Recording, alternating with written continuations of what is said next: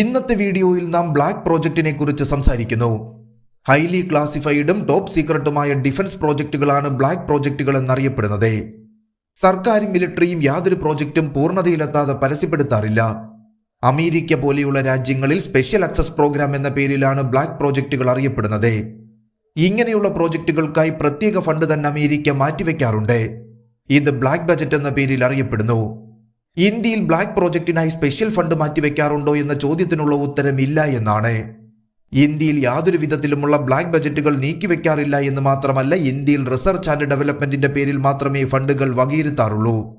Stealth ടെക്നോളജിയോടുകൂടിയ ഫൈറ്ററുകളെ അന്വേഷിക്കുമ്പോൾ വളരെ വേഗം നാം കണ്ടെത്തുന്ന പേരുകളാണ് F-22 റാപ്റ്റർ, F-35 എന്നീ യുദ്ധവിമാനങ്ങൾ. എന്നാൽ ഈ ഫൈറ്ററുകൾക്ക് മുൻപേ തന്നെ ലോക്ഹിഡ് കോർപ്പറേഷൻ F-117 നൈറ്റ് ഹോക്ക് എന്ന പേരിൽ എയർക്രാഫ്റ്റ് ഡിസൈൻ ചെയ്തിരുന്നു. സ്റ്റെൽത്ത് കപ്പാസിറ്റിയോടുകൂടി ഉണ്ടാക്കിയ ആദ്യത്തെ ഓപ്പറേഷണൽ എയർക്രാഫ്റ്റ് ആയിരുന്നു നൈറ്റ് ഹോക്ക് എന്നത്. ഈ എയർക്രാഫ്റ്റ് അമേരിക്ക ബ്ലാക്ക് പ്രോജക്റ്റിൽ നിർമ്മിച്ചതായിരുന്നു. അക്കാലത്ത് നൈറ്റ് ഹോക്കിനെ കുറിച്ച് യാതൊന്നും അമേരിക്ക വെളിപ്പെടുത്തിയിരുന്നില്ല. അതുപോലെ തന്നെ B-2 സ്റ്റെൽത്ത് ബോംബറും ബ്ലാക്ക് പ്രോജക്റ്റ് തന്നെയായിരുന്നു. ലോകത്ത് ഇതുവരെ നിർമ്മിച്ചിട്ടുള്ളതിൽ വെച്ച് ഏറ്റവും വേഗതയേറിയ സ്ട്രാറ്റജിക് റിക്കണൈസൻസ് എയർക്രാഫ്റ്റാണ് SR-71 എന്നത്. ഇതിനെ ബ്ലാക്ക് ബേർഡ് എന്നും വിശേഷിപ്പിച്ചു പോരുന്നു. ഈ എയർക്രാഫ്റ്റും അമേരിക്ക ബ്ലാക്ക് പ്രോജക്റ്റിൽ നിർമ്മിച്ചതാണ്. ഇതുപോലെ ഒട്ടനേകം പ്രോജക്റ്റുകൾ അമേരിക്ക ബ്ലാക്ക് പ്രോജക്റ്റിന്റെ പേരിൽ നിർമ്മിച്ചിട്ടുണ്ട്. നിർമ്മാണവും പരീക്ഷണവും കഴിയാതെ ഇത്തരം പ്രോജക്റ്റുകളെ സംബന്ധിക്കുന്ന യാതൊരു വിവരവും പുറത്തുവിടാറില്ല. പൂർണ്ണമായും പ്രവർത്തന സജ്ജമാക്കിയതിനു ശേഷം മാത്രമാണ് ബ്ലാക്ക് പ്രോജക്റ്റുകളെ പരസ്യപ്പെടുത്താറുള്ളൂ. അമേരിക്കയിൽ മാത്രമല്ല, നമ്മുടെ രാജ്യത്തും ഇത്തരം പ്രോജക്റ്റുകൾ നടക്കുന്നുണ്ട്.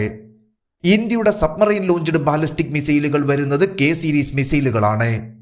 K4, K5, K6, K15 എന്നീ മിസൈലുകളാണ് K സീരീസിൽ വരുന്നത്. ഇതിനെ സാഗരിക മിസൈലുകൾ എന്നും വിളിച്ചു പോരുന്നു. ഇന്ത്യയുടെ K സീരീസ് മിസൈലുകളുടെ പ്രോജക്റ്റും ബ്ലാക്ക് പ്രോജക്റ്റിന്റെ രൂപത്തിലാണ് ഡെവലപ്പ് ആയത്. അതുപോലെ തന്നെ ഇന്ത്യയുടെ മിഷൻ ശക്തി വഴിയാണ് നമ്മൾ ആന്റി സാറ്റലൈറ്റ് മിസൈലുകൾ വികസിപ്പിച്ചെടുത്തത്. വളരെയധികം രഹസ്യമാക്കി നടത്തിയ പ്രോജക്റ്റായിരുന്നു മിഷൻ ശക്തി എന്നത്. ഈ പ്രോജക്റ്റിൽ വർക്ക് ചെയ്തിരുന്നവർക്ക് പോലും അറിയില്ലായിരുന്നു ഈ പ്രോജക്റ്റിന്റെ യഥാർത്ഥ സവിശേഷതകൾ എന്തെല്ലാമാണെന്ന്. നമ്മുടെ ആന്റി സാറ്റലൈറ്റ് മിസൈൽ പ്രോജക്റ്റായ മിഷൻ ശക്തിയും ഒരു ബ്ലാക്ക് പ്രോജക്റ്റ് ആയിരുന്നു. ആന്റി സാറ്റലൈറ്റ് മിസൈൽ വിജയകരമായി പരീക്ഷിക്കുന്നതിന് മുൻപ് ആരും തന്നെ മിഷൻ ശക്തിയെക്കുറിച്ചോ ഇന്ത്യയുടെ ആന്റി സാറ്റലൈറ്റ് മിസൈലിനെ കുറിച്ചോ കേട്ടിട്ട് പോലുമില്ലായിരുന്നു.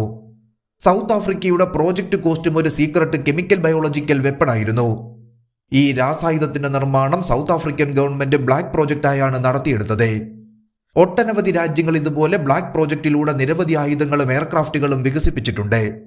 ഇനി നമുക്ക് ചില ടോപ്പ് സീക്രട്ട് ബ്ലാക്ക് പ്രോജക്റ്റുകളെ കുറിച്ചൊന്ന് പരിശോധിക്കാൻ ശ്രമിക്കാം. ഇതിൽ നാം ആദ്യമായി നോക്കുന്നത് G എഞ്ചിനുകളെ പറ്റിയാണ്. ഇതിൽ G എന്നതുകൊണ്ട് അർത്ഥമാക്കുന്നത് ഗ്രാവിറ്റി എന്നതാണ് ഏറ്റവും ശ്രദ്ധേയം. 1956 നവംബറിൽ യങ്മാൻ എന്ന മാഗസിനിൽ വന്ന ആർട്ടിക്കിളിന്റെ തലക്കെട്ട് the G engines are coming എന്നായിരുന്നു. മൈക്കിൾ ഗ്ലാഡിക് എന്ന ഫൈറ്റർ പൈലറ്റ് ആയിരുന്നു ഈ ആർട്ടിക്കിൾ എഴുതിയത്. ഭൂമിയിലെ ഏറ്റവും ശക്തിയാർന്ന ഗുരുത്വാകർഷണ ബലമായ ഗ്രാവിറ്റി ഉപയോഗിച്ച് എയർക്രാഫ്റ്റുകൾക്ക് പവർ നൽകാനായാൽ പ്രകാശവേഗത്തിൽ പറക്കാനാകുമെന്ന് ഈ ആർട്ടിക്കിളിൽ പറയുന്നു. നമുക്ക് ഗ്രാവിറ്റിയെ നിയന്ത്രിക്കാനായാൽ ന്യൂക്ലിയർ പവേഡ് എയർക്രാഫ്റ്റുകൾ വേണ്ടിവരില്ല. ന്യൂക്ലിയർ പവേഡ് എയർക്രാഫ്റ്റുകൾക്കായി പലവിധ പരീക്ഷണങ്ങൾ നിലവിൽ നടന്നുകൊണ്ടിരിക്കുന്നതേയുള്ളൂ. അമേരിക്ക ഗ്രാവിറ്റി ഫോഴ്സിനെ നിയന്ത്രിക്കുന്ന പരീക്ഷണങ്ങൾ നടത്തുന്നു എന്ന ചില റിപ്പോർട്ടുകൾ പുറത്തു വന്നിരുന്നു. ആന്റി ഗ്രാവിറ്റി എഞ്ചിനുകളെ വികസിപ്പിക്കുന്നതിനായിരുന്നു ഈ പരീക്ഷണങ്ങളെല്ലാം.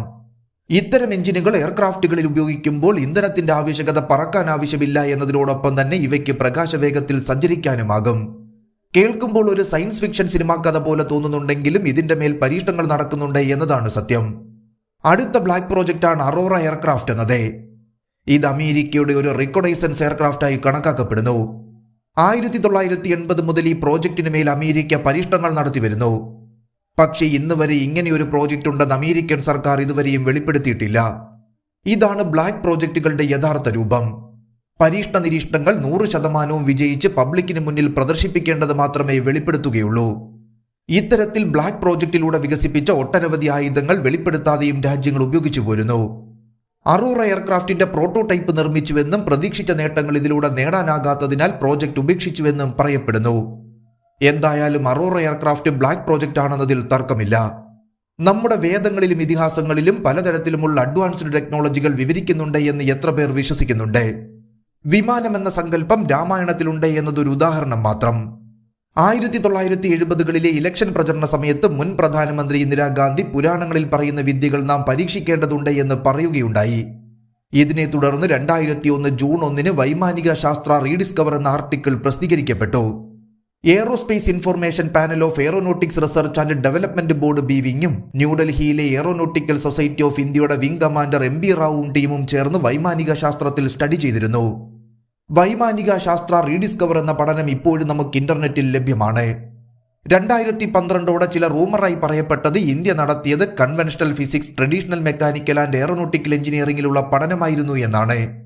ഈ പഠനത്തിൽ 4 എയർഫോഴ്സ് ഫൈറ്റർ പൈലറ്റുകളും ഉൾപ്പെട്ടിരുന്നു.